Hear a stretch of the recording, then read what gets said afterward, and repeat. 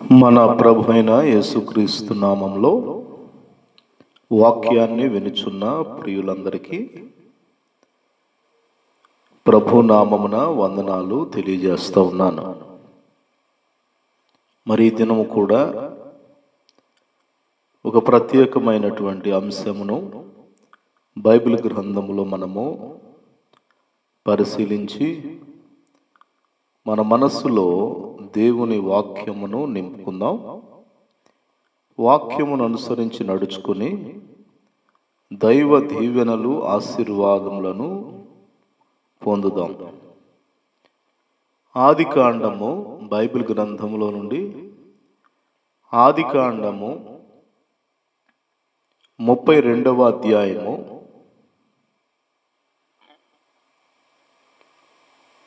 24వ వాక్యాన్ని ధ్యానం చేద్దాం. యాకోబు ఒక్కడు మిగిలిపోయెను. ఒక నరుడు తెల్లవారు వరకు అతనితో పెనుగులాడెను.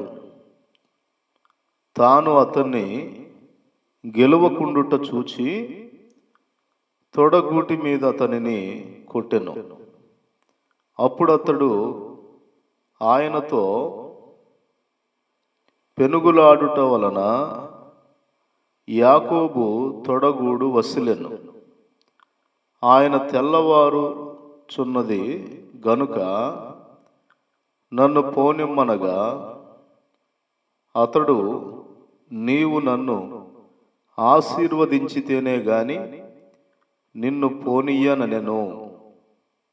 ఆయన, నీ పేరేమని అడుగగా అతడు యాకోబు అని చెప్పెను. అప్పుడు ఆయన, నీవు దేవునితోనూ మనుషులతోనూ పోరాడి గెలిచితివి గనుక ఇక మీదట నీ పేరు ఇశ్రాయేలే గాని యాకోబు అనబడదని చెప్పెను. భక్తుడైనటువంటి యాకోబు జీవితంలో జరిగినటువంటి ఆశ్చర్యకరమైన అద్భుతమైన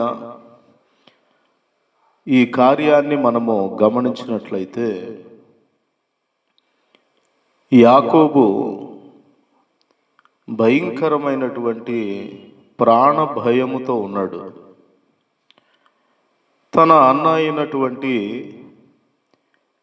ఏశావు మరి 400 మందితో అతడు యాకోబును ఎదుర్కొనుటకు వస్తున్నాడని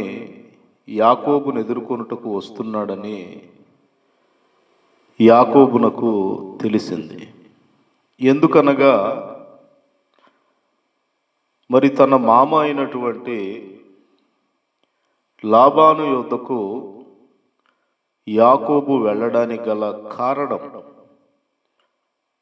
రిబ్కా ఇస్సాకు పంపించడానికి గల కారణం కేవలం ఏశావు అతనిని చంపాలనుకున్నాడు గనుక ఏశావు యొక్క చేతిలో పడకుండా యాకోబును తల్లిదండ్రులు తప్పించి మేనమామ దగ్గరకు పంపినట్లుగా మనం చూస్తూ ఉన్నాం. అక్కడ 20 సంవత్సరములు యాకోబు ఉన్నాడు. తరువాత బయలుదేరి అబ్రహాముకు, ఇస్సాకుకు, యాకోబుకు దేవుడు వాగ్దానం చేసినటువంటి వాగ్దత్త భూమికి బయలుదేరాడు.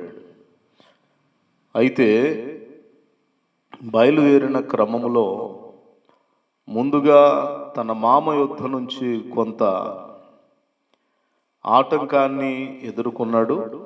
అయితే దేవుడు తన మామతో మాట్లాడి యాకోబు విషయంలో స్వప్నమందు హెచ్చరించడం ద్వారా అతడు సమాధానపడి నిబంధన చేసుకొని యాకోబునేమియో చేయకయే తిరిగి వెళ్ళిపోయాడు.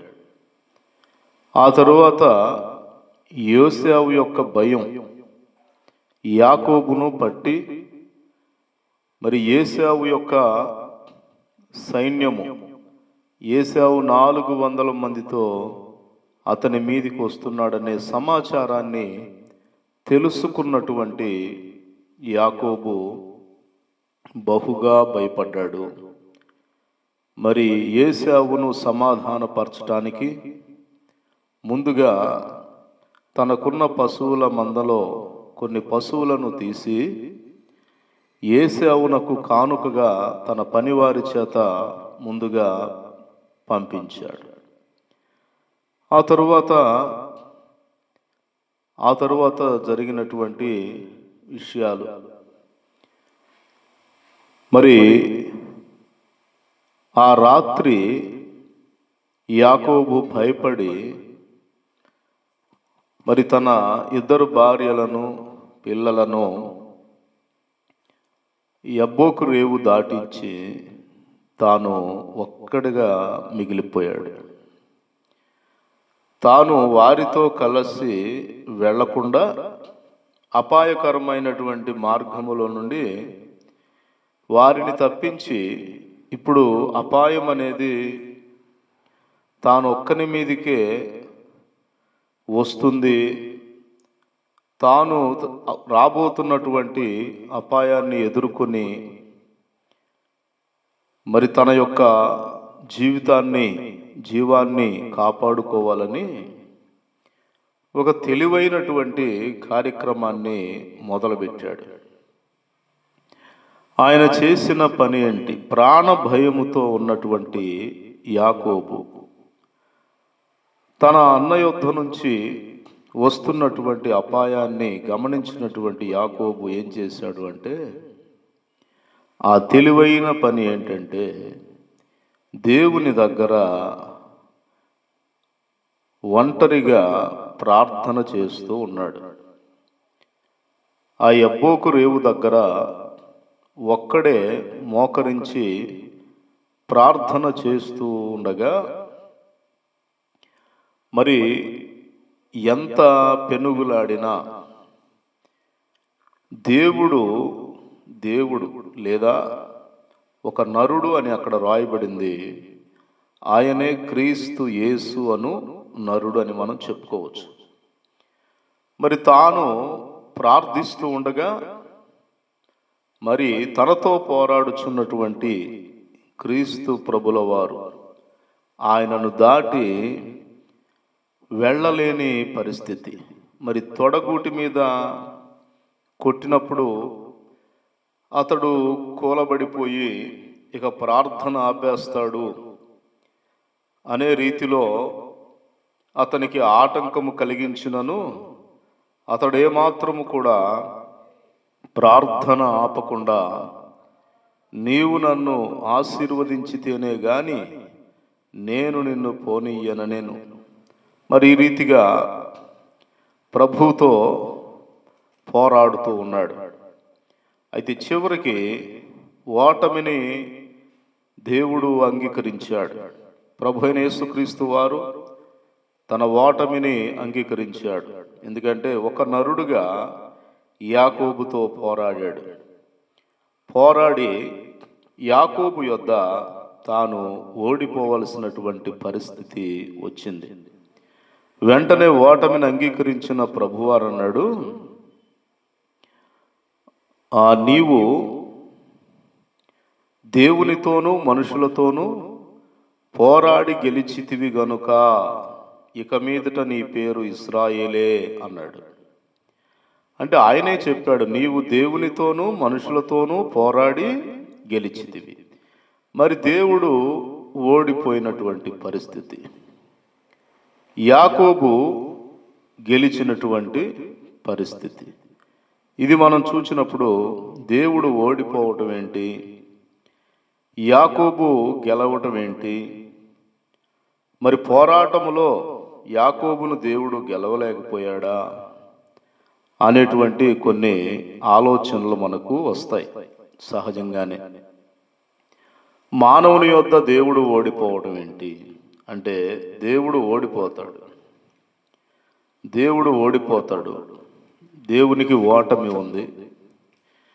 ఎక్కడ ఓడిపోతాడు, ఎలా దేవుణ్ణి ఓడించవచ్చు అనేటువంటి ఈ విషయాన్ని మనము గమనించినట్లయితే,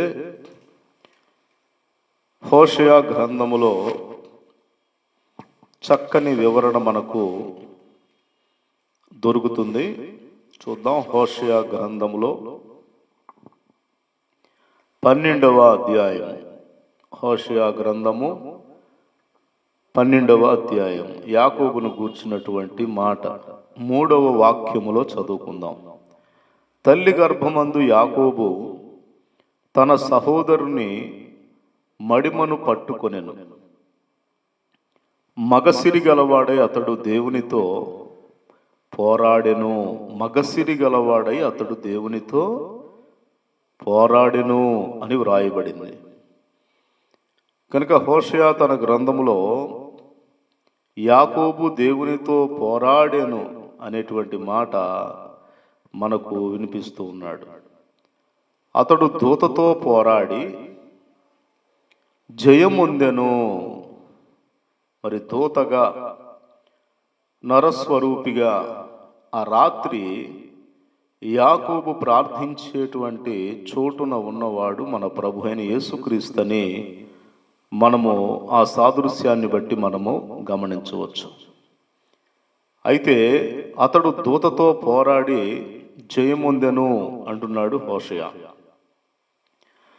ఎలా పోరాడాడు, అతడు ఎటువంటి ఖడ్గాన్ని వినియోగించాడు, ఆయన వినియోగించినటువంటి ఆ ఖడ్గముకు దేవుడు సహితము కూడా ఓడిపోవలసినటువంటి పరిస్థితి, యాకోబును ఆశీర్వదించవలసినటువంటి పరిస్థితి ఎందుకు వచ్చిందంటే, అతడు ఉపయోగించినటువంటి ఖడ్గం ఏంటంటే, అతడు కన్నీరు విడిచి అతన్ని బతిమాలెను. కన్నీళ్లు విడిచి రాత్రంతా బతిమాలాడు. యేసు ప్రభువారిని యాకోబు రాత్రంతా బతిమాలాడు. ఆయన కన్నీళ్లు విడుచుట చూచినప్పుడు, ఆయన బ్రతిమలాడేటువంటి ఆ విధానాన్ని చూచినప్పుడు, దేవుడు అతన్ని ఆశీర్వదించాలని అనుకోలేదు కానీ, దేవుడు అతన్ని దీవించాలని అనుకోలేదు కానీ అతని కన్నీరు చూచినటువంటి దేవుడు తన అభిప్రాయాన్ని మార్చుకొని తానే ఒక మెట్టు దిగి యాకోబు యొక్క ప్రార్థనకు, యాకోబు కార్చిన కన్నీటికి, ఆయన బ్రతిమాలినటువంటి ఆ పరిస్థితికి ప్రభువు ఓడిపోయి యాకోబును అక్కడ దీవించాడు. మరి యాకోబుకు ఉన్నటువంటి ప్రాణ భయం, యాకోబుకు ఉన్నటువంటి మరణ భయం, ఆ మరణ భయం నుంచి తప్పించుకొనడానికి, తన మీదికి వచ్చినటువంటి ఆ శోధన నుంచి తప్పించుకొనడానికి అతడు ఏమి చేశాడు అంటే, మరి దేవుని యొద్ద కన్నీళ్లు విడిచాడు. దేవుణ్ణి రాత్రంతా బ్రతిమాలాడు. మరి ఆ బ్రతిమాలేటువంటి క్రమంలో దేవునికి వెళ్ళాలనిపించలేదు. ఖచ్చితముగా దీవించి వెళ్ళవలసిందే అనేటువంటి ప్రార్థన యాకోబు చేస్తూ, మరి ఆ బ్రతిమాలేటువంటి విధానం కానీ, ఆ కన్నీళ్లు విడిచిన విధానం కానీ దేవుణ్ణి కట్టిపడేసింది, దేవుణ్ణి బంధించింది, దేవుడు ఓడిపోయేటట్లుగా చేసింది. యాకోబును ఆయన దీవించటమే, దేవుడు ఓడిపోవడం. మరి దీవించాలని దేవుడు అనుకోలేదు కానీ దీవించవలసి వచ్చిందంటే ఆయన కార్చిన కన్నీళ్లు, ఆయన బ్రతిమాలినటువంటి ఆ విధానాన్ని దేవుడు తట్టుకోలేకపోయాడు. ప్రేమ కలిగిన దేవుడు తానే ఒక మెట్టు దిగి మరి యాకోబును ఆశీర్వదిస్తే, ఉదయాన్నే తన అన్న తనతో సమాధానపడ్డాడు. మరి ఉదయాన్నే మరి తనకు విజయం కలిగింది. తన యొక్క మరణ భయమంతా తొలగిపోయింది. తన యొక్క హృదయమంతా తేలికగా, భారమంతా పోయినట్లుగా ఆనంద సంతోషములతో తన జీవితాన్ని మరి తాను నింపుకున్నాడు. కేవలం కన్నీరు విడిచి ప్రార్థించటం ద్వారా, దేవుణ్ణి బ్రతిమాలడం ద్వారా ఆ యొక్క గొప్ప కార్యాలు యాకోబు జీవితంలో యాకోబు చూచాడు. మరి మనం కూడా అనేకమైన భయాలు, బాధలు, బంధకాలు మనల్ని వెంటాడుచున్నప్పుడు మనము కూడా యాకోబు వలె కన్నీరు విడిచి దేవుణ్ణి మనం బ్రతిమాలినప్పుడు యాకోబును కరుణించిన దేవుడు నిన్ను నన్ను కూడా కరుణిస్తాడు. ఆయన పక్షపాతి కాదు. ఆయన అందరికీ దేవుడు. ఆయన నిన్న నేడు నిరంతరము ఏకరీతిగా ఉన్న దేవుడు. ఆ యొక్క యాకోబును కరుణించాడు. యాకోబు కన్నీళ్లతో పోరాడాడు, దేవుణ్ణి బ్రతిమాలాడు. అసాధ్యమైన కార్యమును సుసాధ్యం చేసుకొని మరి క్షేమమును జీవమును కలిగి ఉన్నాడు గనుక ఈ వాక్యాన్ని వినుచున్నటువంటి వారందరూ కూడా మరి కన్నీళ్లతో పోరాడటం, దేవుణ్ణి బ్రతిమాలడం నేర్చుకున్నట్లయితే ప్రతి విధమైన శోధనను జయించి మనము కూడా దీవించబడగలవని మరి వాక్యము వలన హెచ్చరిస్తూ వాక్యాన్ని ముగిస్తూ ఉన్నాను. దేవుడి ఈ వాక్యము మనందరి వెనికిడిలో ఆశీర్వదించి ఫలింపచేయునుగాక. ఆమెన్.